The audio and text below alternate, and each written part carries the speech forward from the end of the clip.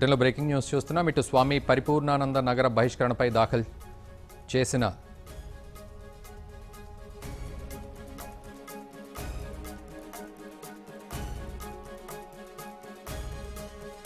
బులెటిన్లో breaking news చూస్తున్నాం. ఇటు స్వామి పరిపూర్ణానంద నగర బహిష్కరణపై దాఖలు చేసిన పిటిషన్పై ఇప్పటివరకు కూడా హైకోర్టు విచారణ కొనసాగింది. తనను పోలీసులు సిటీ నుంచి బహిష్కరించడంపై శుక్రవారం కోర్టును ఆశ్రయించారు స్వామీజీ.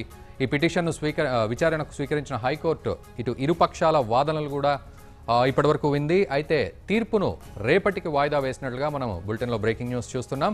మొత్తానికి ఇప్పటివరకు కూడా రిగరస్గా వాదనలు ప్రతివాదాలు మొత్తం కొనసాగాయి.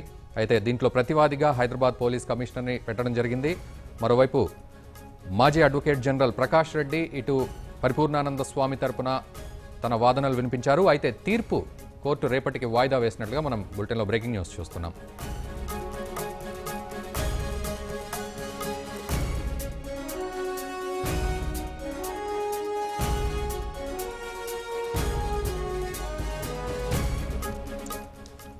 రైట్, ఇదే అంశానికి సంబంధించి పూర్తి అప్డేట్స్ మా ప్రతినిధి రమేష్ అందిస్తారు. రమేష్, చెప్పండి, ఇప్పటివరకు కూడా వాదోపవాదాలు జరిగాయి, తీర్పును రేపటికి వాయిదా వేసినట్లుగా తెలుస్తోంది. కోర్టు పూర్తి అప్డేట్స్.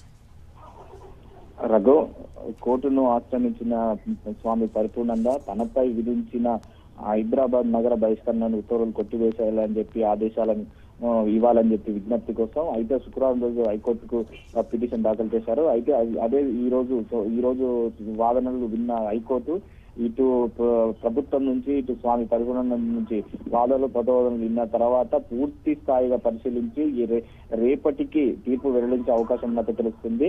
అయితే ప్రతివాదిగా హైదరాబాద్ పోలీస్ కమిషనర్ ఉన్నట్లు తెలుస్తుంది. పరిపూర్ణానంద తరపున వాదనలు వినిపిస్తున్న మాజీ అడ్వకేట్ జనరల్ ప్రకాష్ రెడ్డి అని చెప్పవచ్చు. అయితే ప్రభుత్వ తరపున కూడా వినిపించడానికి కూడా ఒక అడ్వకేట్ కూడా ఉన్నారు. అయితే రామచంద్రరావు గారు నియమించుకున్నారు. తర్వాత పూర్తి స్థాయిలో ఇద్దరి వాదనలు ప్రతివాదనల తర్వాత కోర్టు పరిశీలించి ఎలాంటి తీర్పు ఇవ్వాలని చెప్పి ఒక పరిశీలనలో ఉండే అవకాశం ఉన్నట్టు తెలుస్తుంది. ఖచ్చితంగా అయితే తీర్పు వచ్చిన తర్వాత న్యాయం తమ వైపు ఉందని చెప్పి స్వామి పరిపూర్ణానంద గారు మొదటి నుంచి ఇన్ని రోజులు మౌనంగా ఉన్న సంగతి విషయం తెలిసిందే. అయితే ఖచ్చితంగా ధర్మం కోసం ఎప్పటికీ న్యాయంగానే పోరాడటం తప్ప ఎలాంటి విద్వేషాలకు ఎలాంటి ఉద్వేషపూర్వకంగా ఎవరిని రెచ్చగొట్టే విధంగా మాట్లాడిన కేవలం నా ధర్మం హిందూ ధర్మం కోసం పోరాటి తీరుతామని చెప్పి కూడా స్వామి పరిపూర్ణానంద గతంలో చెప్పినట్టే కానీ ఇదే విధంగా ఈ రోజు కూడా ఖచ్చితంగా న్యాయం తమ వైపు వస్తుందనే ఒక ఆశాభావం వ్యక్తం చేస్తున్నట్లు కూడా తెలుస్తున్నారు. ఖచ్చితంగా రేపు తీర్పు ఏ విధంగా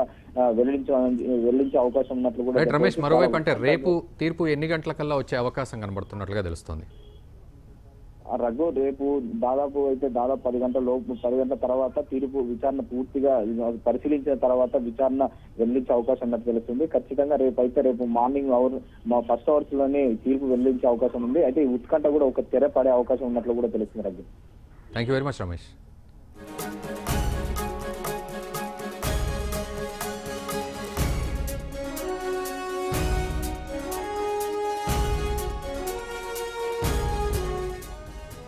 బులెటిన్లో బ్రేకింగ్ న్యూస్ చూస్తున్నాం. ఇటు స్వామి పరిపూర్ణానంద నగర బహిష్కరణపై దాఖలు చేసిన పిటిషన్పై హైకోర్టు విచారణ జరిగింది. ఇప్పటి వరకు కూడా వాద ప్రతివాదాలు జరిగాయి.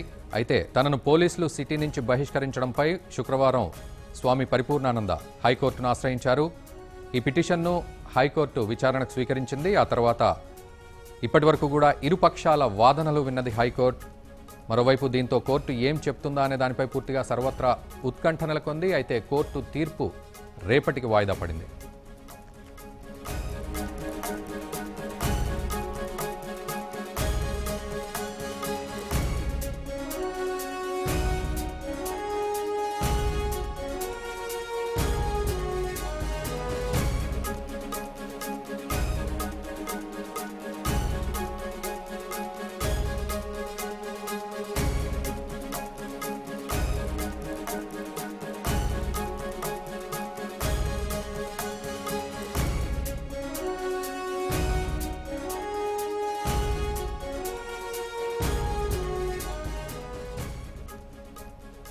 స్వామి పరిపూర్ణానంద నగర బహిష్కరణపై దాఖలు చేసిన పిటిషన్పై హైకోర్టు విచారణ ఇప్పటివరకు కొనసాగింది. తీర్పును రేపటికి వాయిదా వేసింది హైకోర్టు.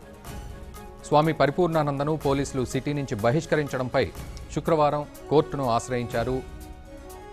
ఈ పిటిషన్ను విచారణకు స్వీకరించిన కోర్టు ఇరుపక్షాల వాదనలు విన్న తర్వాత కోర్టు ఆ తీర్పును రేపటికి వాయిదా వేసినట్లుగా మనం బులెటిన్లో బ్రేకింగ్ న్యూస్ చూస్తున్నాం. అయితే కోర్టు ఏం చెప్తుందా అనే దానిపై పూర్తిగా ఉభయ తెలుగు రాష్ట్రాల హిందూ బంధువులందరూ కూడా తీవ్రంగా ఉత్కంఠతో ఎదురు చూస్తున్నారు. అయితే కోర్టు తీర్పు రేపటికి వాయిదా వేసినట్లుగా మనకు అప్డేట్స్ అందుతున్నాయి.